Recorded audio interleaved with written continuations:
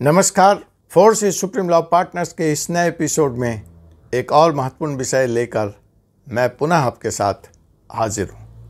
जी हाँ जनाब, आज का यह मैं मुकदमा उन भारतीय छात्रों की तरफ से लड़ने का प्रयास करूँगा या लड़ रहा हूँ जिन्होंने MBBS की पढ़ाई भारत के बाहर किसी और देश में करी है और अब वो भारत आकर भारत माँ की सेवा करना चाहते हैं, यहाँ डॉक्टर बनना चाहते हैं और यहाँ प्रैक्टिस करना चाहते हैं। आपको मालूम है, जो छात्र इस विधा से जुड़े हैं, जो जनता जुड़ी हुई है, कि ऐसा करना थोड़ा कठिन है, क्योंकि भारत का जो NMC है, नेशनल मेडिकल कमीशन है, वह विदेशी डिग्री को सीधे सीधे मान्यता नहीं देता है।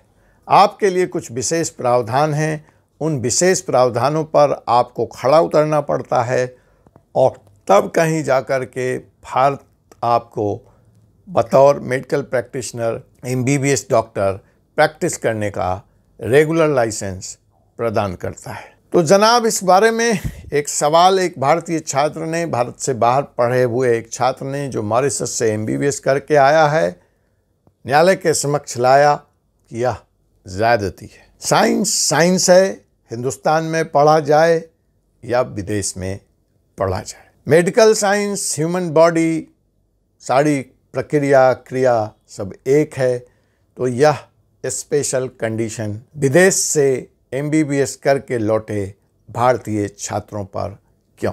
यह मुद्दा सुप्रीम कोर्ट के समक्ष आया। इस भारतीय छात्र ने यह भी कहा कि यह उसके मौलिक अधिकार आर्टिकल 21 का हनन है। उसका अधिकार है कि वह भारत में बतौर डॉक्टर, उसके पास एक डिग्री है, वो प्रैक्टिस कर सकता है। उस भारतीय छात्र ने कुछ और भी सवाल उठाए, मसलन कि जब उसके पास एक डिग्री है, जब उसने बाहर विश्वविद्यालय में एक इंटर्नशिप की है, तो उसको पुनः इंटर्नशिप करने को क्यों कहा जा रहा है? उसको सीधे तौर पर लाइसेंस क्यों नहीं दिया जा रहा है? उसको और दूसरे एग्ज़ाम्स देने के लिए क्यों कहा जा रहा है?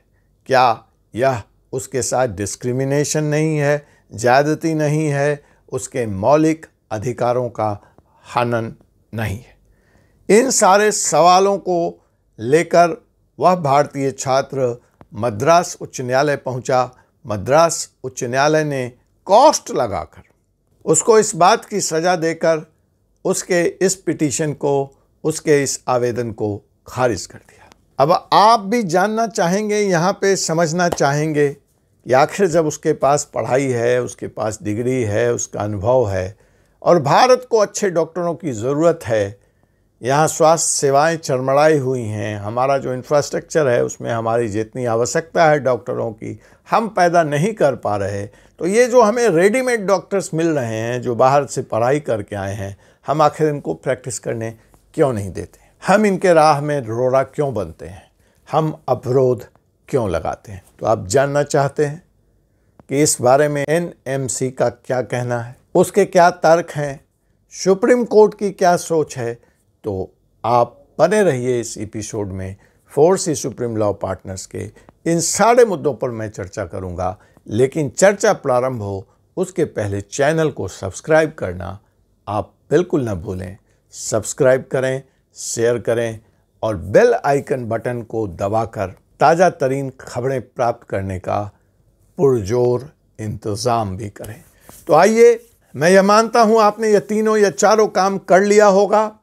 हम विषय पे चलते हैं। तो जब यह मुकदमा सुप्रीम कोर्ट के सामने आया तो सुप्रीम कोर्ट ने 12 मई 2022 को इसमें एक महत्वपूर्ण फैसला दिया और साथ में बहुत सारी चीज़ें, जिससे भारतीय स्वास्थ्य सेवा का, भारतीय मेडिकल चिकित्सा का भविष्य तय होगा, ऐसी पाथ ब्रेकिंग जजमेंट दिया।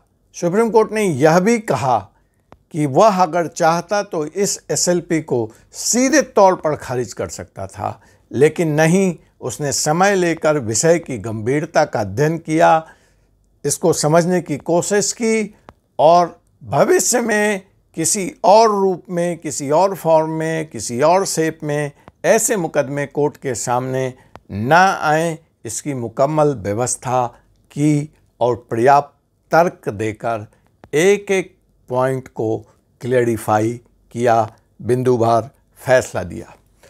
तो जी हाँ जनाब, सुप्रीम कोर्ट के पास जो मुकदमा था उसमें दो चीज़, एनएमसी की दो राइट्स, मैं कानूनी भाषा का इस्तेमाल नहीं करूँगा, मैं उन सेक्शंस और उन आर्टिकल्स की चर्चा नहीं करूँगा, मैं सीधे विषय पे आऊँगा ताकि आपको समझ में आए।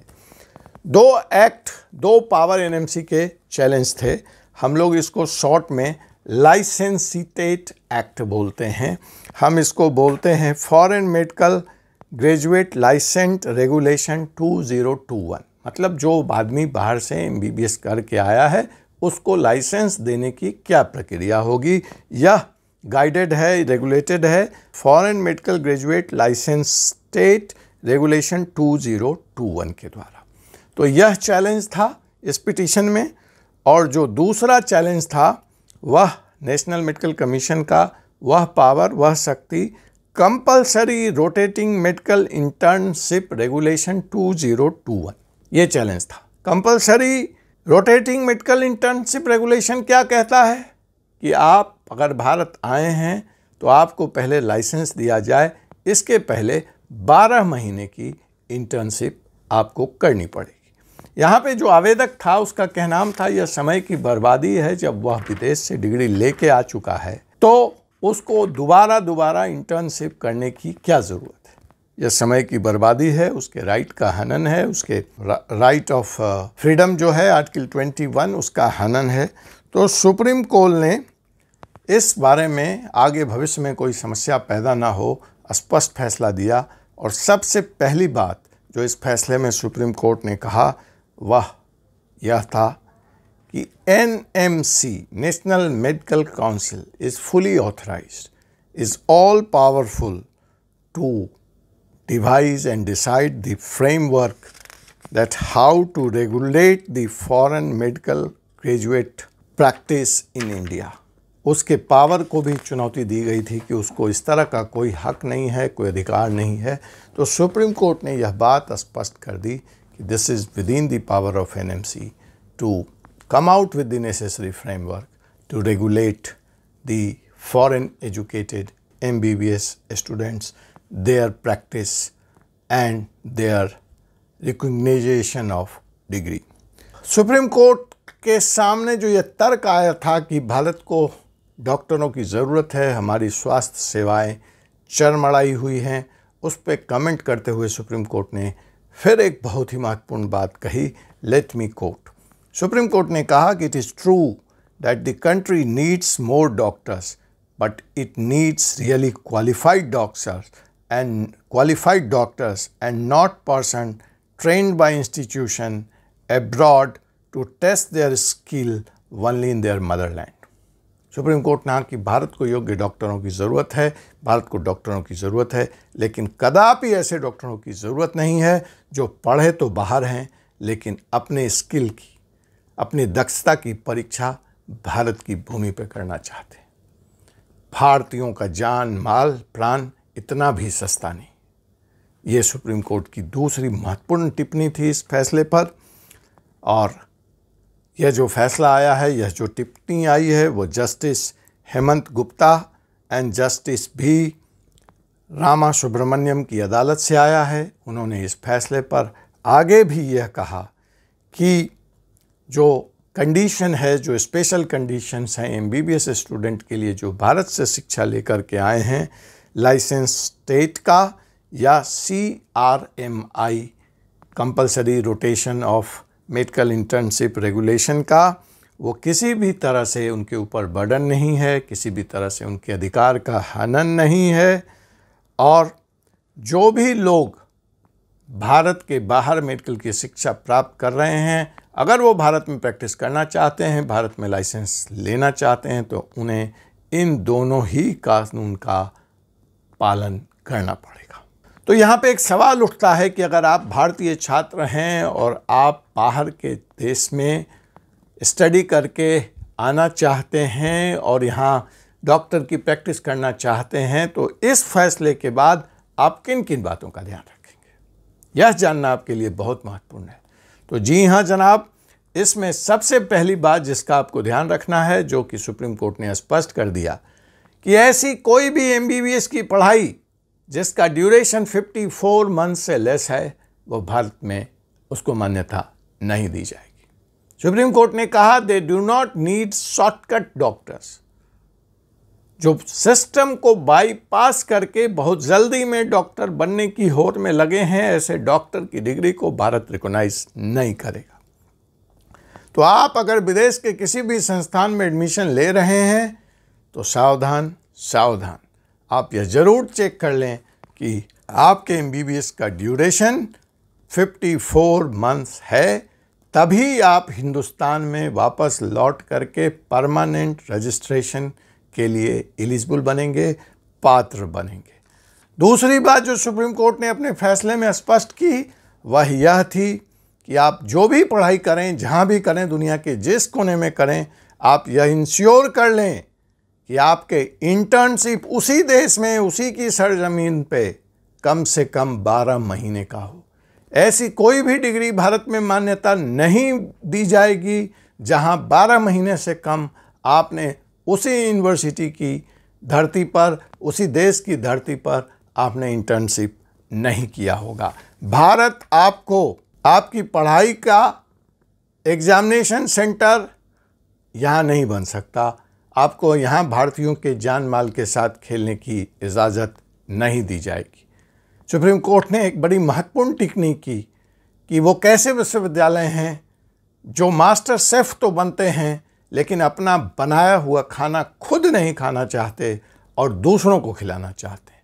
तात्पर्य यह है कि अगर आपने इन बच्चों को डिग्री दी है तो इनको 12 महीने का इंटर्नशिप आप अपने हॉस्पिटल में, अपने देश में, अपने नागरिकों के ऊपर कराइए और फिर इनको सर्टिफाई कीजिए और फिर इनको भारत भेजिए।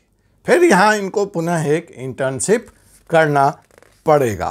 तो उन्होंने एक सवाल और यहाँ पे इस अपीलांट ने उठाया था कि हम सिर्फ एकेडमिक नॉलेज के आधार पर डॉक्टर बन जाने की इस प्रक्रिया को, इस शॉर्टकट प्रक्रिया को भारत मान्यता नहीं देता है।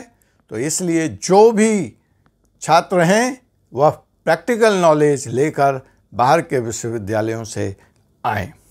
इस पर एक सवाल यह भी इस भारतीय छात्र ने उठाया था इस अपने प्रतिवेदन में कि एक तरह से भारत दूसरे देशों के व्यवस्था में हस्तक्षेप करने का प्रयास कर रहा है, उसको प्रभावित कर रहा है। This is also an act of encroachment on the sovereign right of other countries.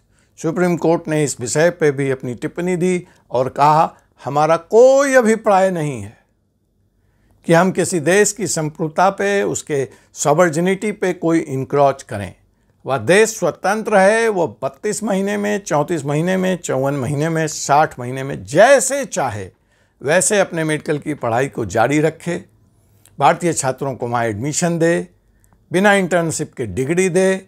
इसमें भारत सरकार कोई हस्तक्षेप नहीं कर रही है, इसमें भारत का कोई हस्तक्षेप नहीं है। शर्त सिर्फ ये है कि जब उसके अनुसार डिग्री दी गई है, उसके पाठ्यक्रम के अनुसार डिग्री दी गई है, तो ये छात्र वहीं प्रैक्टिस करें। हाँ, अगर वो भारत की सरजमी पे, भारत में आकर के प्रैक्टिस करना चाहते हैं तो उन्हें भारतीय कानून को मानना पड़ेगा। और वो 2 कानून क्या हैं?